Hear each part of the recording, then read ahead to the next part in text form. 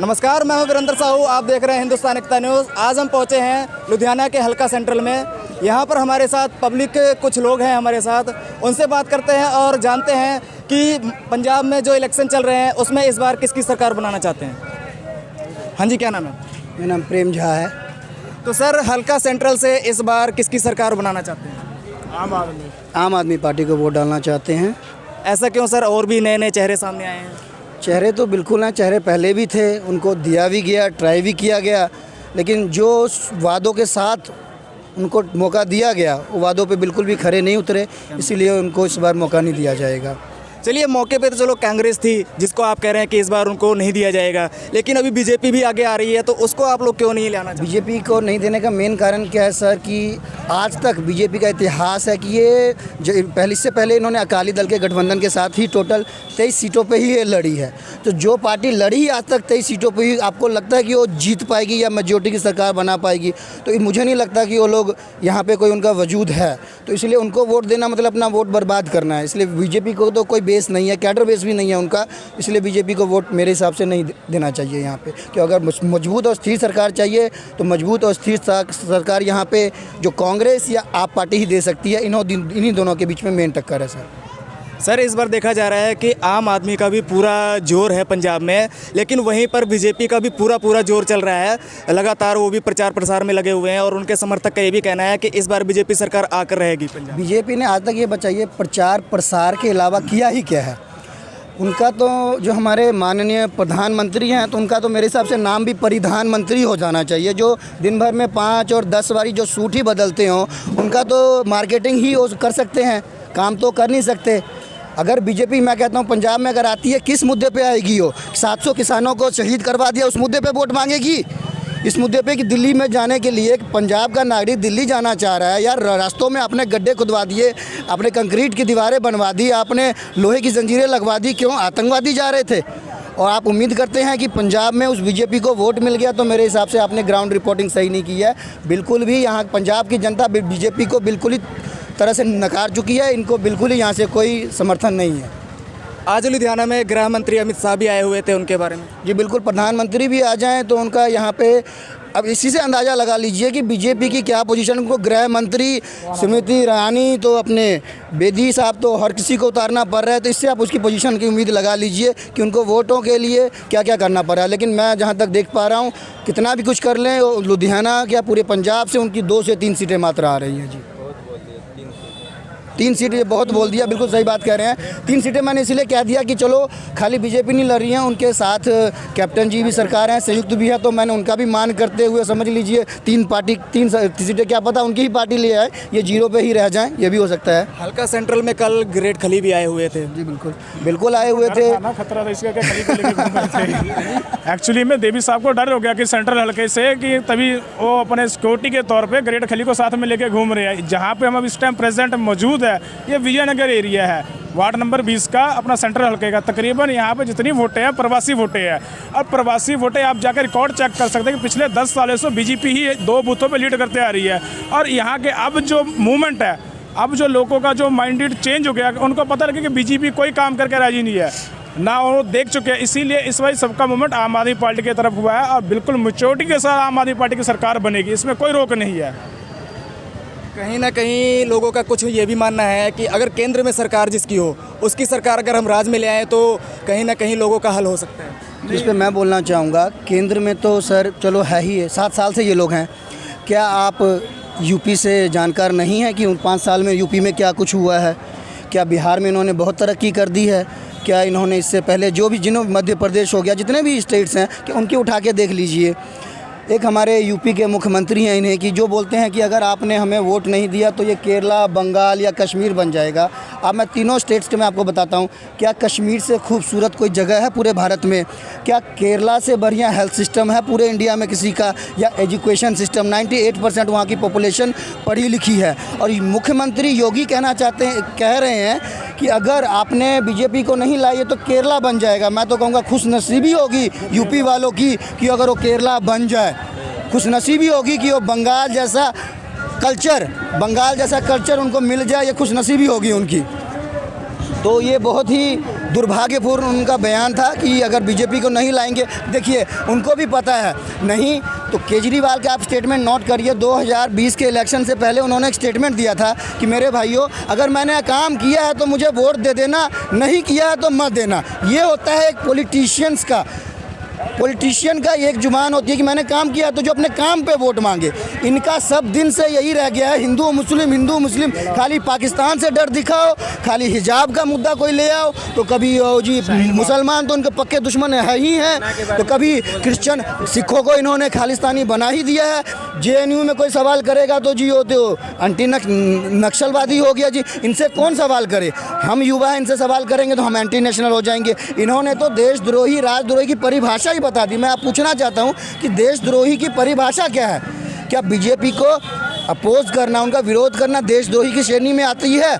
किसान इनके लिए खालिस्तानी है, पंजाबी इनके लिए खालिस्तानी है, इनके लिए JNU खाली यहाँ गुंडों का वहाँ पे है, गुंडे पढ़ते हैं। इनके लिए कोई इनसे सवाल पूछ दे तो गलत है, पाकिस्तान चले जाओ। इनके लिए तो एक ही मुद्दा है। नहीं तो मुख्यमंत्री को चाहिए था कि मैंने 5 साल आपके राज्य चलाया, यूपी चलाया है, मैंने काम किया तो काम पे मेरे को आप वोट दे दीजिए। ये क्या होता है कि अगर आपने मुझे वोट नहीं दिया, कश्मीर बन जाएगा, ये केरला बन जाएगा, ये फला बन जाएगा। इससे आप अंदाज़ा लगा लीजिए उनमें डर कितना बैठा हुआ है। और जहाँ तक मैं समझ पा रहा हूँ, पहले चरण में जो वहाँ पे जयंत यादव, जो वहाँ पे जयंत चौधरी और अखिलेश की जो मेजोरिटी ने बहुत ही अच्छा वहाँ पे काम किया। 57 में से कम 50 सीटें वो लोग लेके आ रहे हैं। यही बौखलाहट है जो उनको कल के भी वोट में आप देख सकते हैं। कल भी वहाँ पे सपा और जयंत चौधरी की पार्टी है मिलके वहाँ पे मेजोरिटी कल भी लेके आ रही है। ये लोग वहाँ यूपी पंजाब की तो बात छोड़िए, ये लोग यूपी नहीं दोबारा लीड कर पा रहे हैं। ये मैं आपको चैलेंज के साथ बोल सकता हूँ। बीजेपी 300 से पार जाएगा यूपी में। बुझे हाँ, आइए हमको तो ऐसे तो कोई चाहिए था। चलिए डिबेट कर यार, मेरे साथ कर, रोज सुनो मेरे साथ कर, पंजाब के डिबेट। हाँ जी सर, मैं बीजेपी के समर्थन हूँ। मैं वोट बीजेपी का ही दूंगा, इसलिए कि हमारा सबसे बड़ा धर्म बनता है राष्ट्र धर्म। राष्ट्र धर्म पहले हमारा राष्ट्र धर्म है, तब हमारा देश के विकास होगा, उन्नति होगा, सब चीज़ होगा। जो रक्षा या क्षेत्र में चाहे जो भी हुआ विकास, ये मोदी के आने के बाद हुआ। आपके कहने का मतलब है कि मोदी जी जब प्रधानमंत्री बने उसके बाद सारा विकास हो, उससे पहले कोई विकास नहीं था? हाँ, बहुत डेवलपमेंट हुआ, हर जगह हुआ। यूपी में देखिए, अखिलेश जब समाजवादी पार्टी का जब वहाँ पे सरकार था, दंगे देखिए, चौथे दिन दंगा, बलात्कार, रेप, अपहरण, फिरौती, यूपी के अंदर ही बता रहे हैं। अब देखिए 5 साल के अंदर कोई दंगा चाहे बता दीजिए, एक भी उठा कर दिखा दीजिए, हुआ है कभी? नहीं हुआ है। अब बात रहा हिजाब, ये जो नकाब के जो मुर्दा कर्नाटक से उठा है, हिजाब के मामले में हमको कहने का मतलब है, देखिए जात कोई भी हो, एक कौन सा शब्द है, वो ओवैसी साहब हो चाहे समाजवादी का एक नेता जो बोलते हैं कि हिंदू गर्दी क्या शब्द होता है? मैं ये का पूछना चाहता हूँ। ओवैसी साहब बोलते हैं कि मैं हाथ काट दूंगा, ये गोष्ठे के नाजायज औलाद हैं ये सब। हाँ, गोडसे के नाजायज औलाद हैं। बिल्कुल। ये कौन सा हिंदू का गाली दे रहे हैं कि नहीं दे रहे हैं? हिंदू का गाली दे रहे हैं कि नहीं दे रहे हैं? पूरा हिंदू के पूरा ये दंगा भड़काने वाला वो राजनीति करते हैं। बहुत अच्छा बोले। दंगा भड़काने वाला राजनीति करते हैं। ऐसा पॉलिटिक्स में वैसा नेता को जगह नहीं है, चाहे तो भाजपा के हों या तो आम पार्टी के हो या कोई भी हो, समाजवादी के हो, कोई भी नेता हो, ये संविधान से चलता है। ये भारत है, भारत संविधान से चलता है। हमारा कहने का ये मतलब है। सर, इनका कहने का मतलब है जब से बीजेपी सरकार आई है यूपी में और भी कई राज्यों में, वहाँ पर गुंडागर्दी बिल्कुल खत्म। मैं इनका स्टेप बाय स्टेप जवाब देता हूँ। जैसा कि भाई साहब ने कहा कि अखिलेश की सरकार थी, बहुत दंगे होते थे, बहुत बलात्कार होते थे। चलो दंगे हुए, मानते हैं, बिल्कुल हुए। उसी का जवाब था कि 17 में उनको नकार दिया जनता ने, ये भाई साहब ने कहा। लेकिन बात आया बलात्कार पे।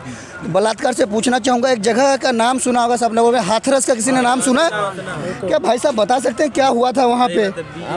परिवार को गैंगरेप हुआ था बेटी का, और परिवार को बेटी की लाश तक नहीं देखने दी गई। ये बोलते हैं हिंदू हृदय सम्राट। बता सकते हैं भाई साहब किस हिंदू धर्म में रात को जलाया जाता है लाश को? बता सकते हैं? ये हिंदू के पैरवीकार बनते हैं इनके सीएम। किस हिंदू धर्म में क्या रात को लाश को जलाया जाता है? रात को 2 बजे रात को लाश को जला दिया गया, उनको देखने दिया गया, रह गया वहाँ पे।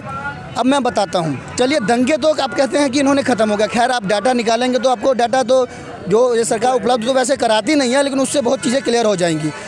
पुलिस को जो वहाँ पे खुली छूट दी गई है, आप होटल में बैठे रहिए। गोरखपुर का ही है, इनका गृह जिला ही है, मुख्यमंत्री का गृह जिला गोरखपुर में बैठा हुआ था बंदा।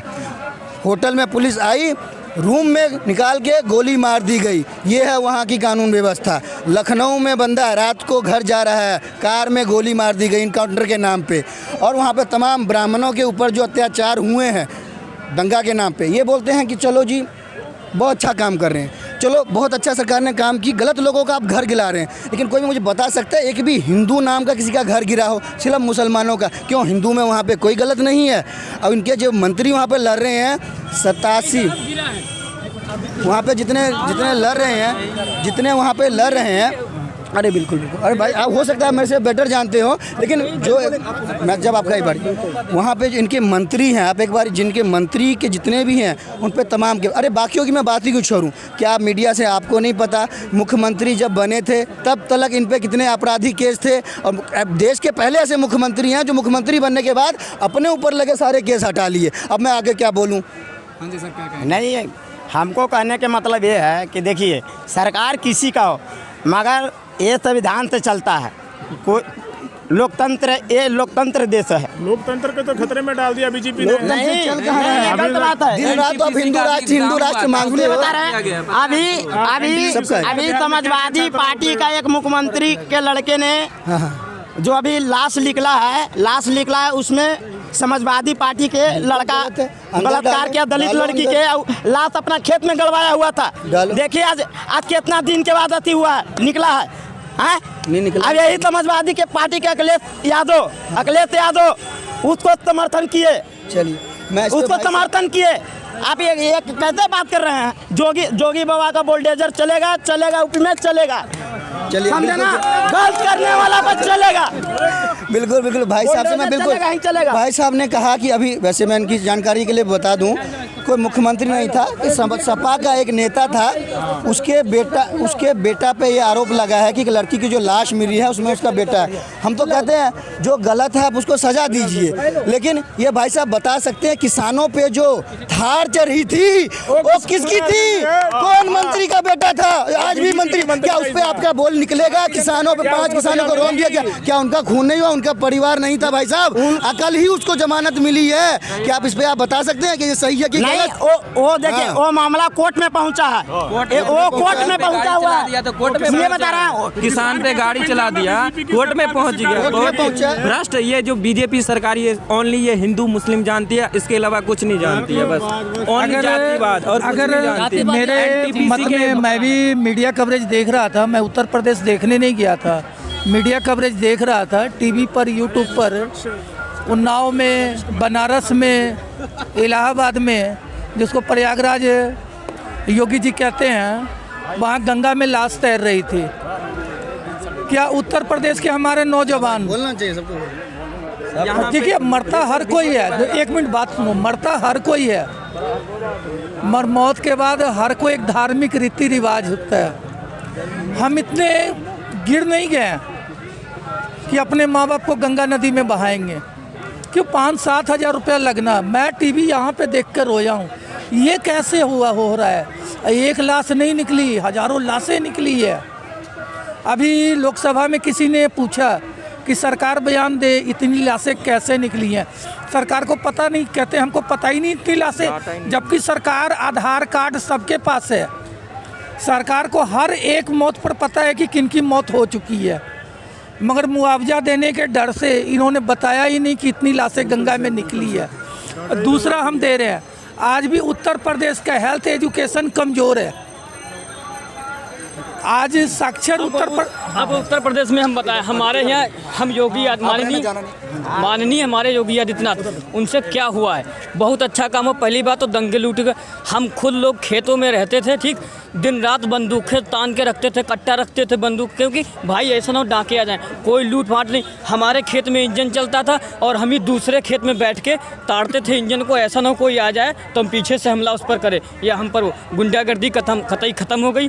और जो लोग बोलते थे मंदिर वहीं बनाएंगे, तारीख नहीं बताएंगे, मंदिर वहीं बनाएंगे, हमसे ये मतलब नहीं मंदिर बना या फिर मस्जिद बने, लेकिन लफड़ा तो क्लियर हुआ ना। ये 70 साल से चल रहा था, ये बनाएंगे वो बनाएंगे, तारीख नहीं बताया, तारीख बता दिए तो तकलीफ। हर कोई बंदा बोलता था हिंदू कि भाई गाय कटनी बंद होनी चाहिए, गाय कटनी बंद हो गई और क्या चाहिए। 370 साल, कितनी 370 पड़ी थी, 370 क्लियर हो गई, अब वहाँ भी क्लियर हो गया ना। ये सब देखो, योगी रहेगा, कोई हरा नहीं सकता, कोई भी नहीं हरा सकता योगी को, कोई भी नहीं हरा सकता। दिल्ली में सुनो, दिल्ली में मोदी और योगी, यूपी में योगी बहुत जरूरी। यूपी को कोई नहीं, यूपी को कोई हला ही नहीं सकता। अगर हिंदुस्तान पहली बात सुनो, हमारी बात सुनो, हिंदुस्तान की नहीं, हम ये बात नहीं, राष्ट्रवादी से यूपी में योगी बाबा ने किया है, वो कुछ नहीं किया।